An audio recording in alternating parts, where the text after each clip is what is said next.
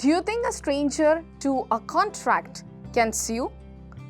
Or do you think stranger to a contract and stranger to a consideration are the same? Now let's understand this in the upcoming video session. So I'm Anita Jaume Thomas, Assistant Professor from Department of Management of the Bhopal School of Social Sciences. Welcome to today's session. So as I asked, stranger to a consideration and stranger to a contract, are they the same? Let's understand them. Remember one thing I have said in the previous video, that stranger to a consideration definitely can sue, but stranger to a contract cannot. So, stranger to a contract is a person who cannot sue, even though the contract is made for his benefit, while a stranger to a consideration is a party to the contract, but consideration is given by third person, thus can sue. So, stranger to a consideration was explained with the help of the case of Chinnaya versus Ramaiah, which clearly stated that Chinnaya was entitled to get the annuity even though he was a stranger to the consideration between the mother and himself.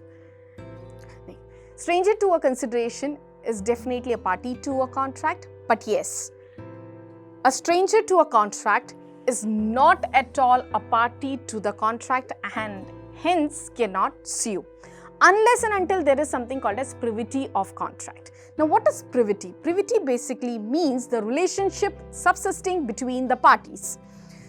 This can be understood with the help of a case, Dunlop Pneumatic Tire Company versus Selfridge & Co.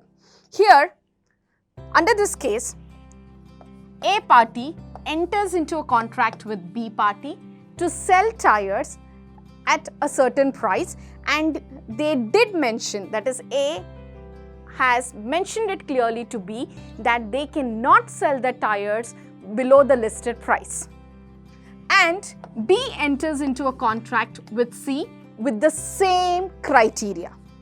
But the C party sold the tires for a lesser price. With this, the A party sued C for not following the rules of the contract. But it was held that A cannot sue C because A is a stranger to a contract between B and C. Thus, we can say stranger to a contract cannot sue unless and until he or she is a party to the contract. But let me tell you, there are few exceptions to stranger to a contract. So, who are exempted? A trust. Whenever a bond of trust is created between the parties, then quite naturally the party or the stranger to a contract is definitely exempted. Next is where the provisions are made in case of a marriage or partition of family settlements. Again, here the third party can sue. So, we can say all these parties can sue.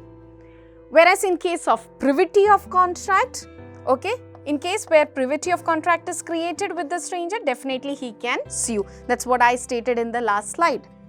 And those covenants which are running with the land. Say for example, I have a property which is having say 1500 square feet. Okay, and as per the law, I can construct only up to 1200 square feet. Now, this is a covenant which is running with the law. And if I sell my property to somebody else, the person should also follow the same rules. So, these are the covenants which run with the land. So, in this case also, we can say it's possible for a stranger to sue. We do know that no consideration, no contract. But yes, this do have an exception. So, let's go through the exceptions to consideration. Without consideration, a promise is null and void. It is known as a naked promise or nudum pactum. Okay, that is without consideration, no agreement or no contract can ever take place. Remember, there are few elements as per the law which says that even if there is no consideration, still a contract can prevail. So it has to be with number 1, which is given under section 25(1) of the Act, which says that if any contract or agreement is made out of natural love and affection, okay, then it is possible that even without a consideration, a contract can take place. So it must, or it is a mandatory, it must be in written form. It should be registered under the law which is in force for the time being. It must be made out of natural love and affection. That means no force, no coercion, no threat, nothing can work. It must be between the parties having near relation to each other. This is a mandate which we need to remember. It cannot be given to any stranger, but yes, it should be between the parties who are standing in near relations to each other.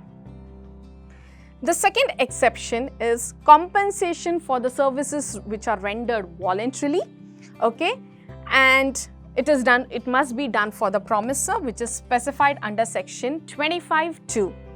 It says that somebody must have done something to the promisor and the promisee must have received a benefit from this act.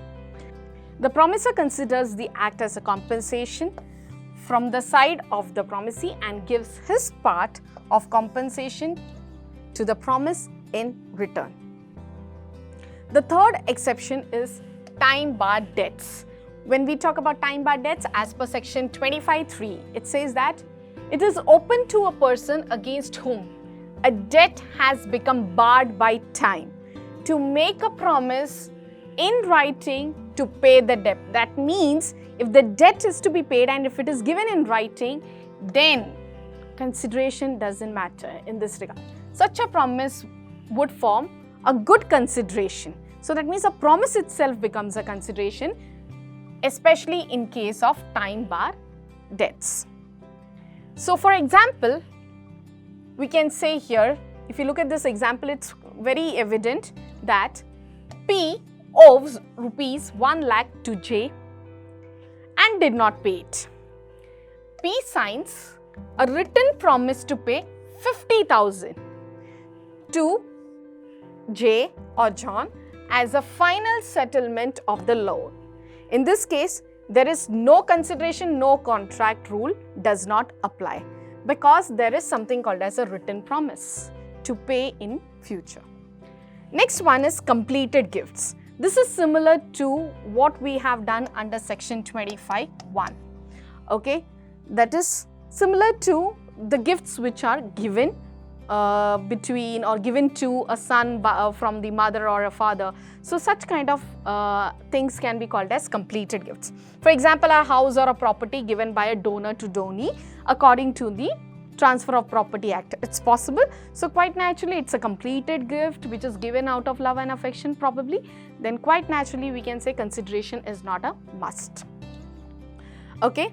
The next one says that agency. Agency also has an exception to the consideration. So what is agency? It is an agreement creating a fiduciary relationship between the principal and the agent. So section 185 has specifically stated that no consideration is necessary to create an agency. The last one is remission in law. So section 63 says that agreement to receive less than what is due is called as remission. That means, say for example, you have taken a loan of 6 lakh of rupees and you default it for some time and then finally you go for full and final settlement with the bank. In that case, you may pay around 5,25,000. This is possible. That means you are paying less than what is actually due. It is possible. So here, the consideration up to the full amount may not be needed. So that's what is called as remission in law.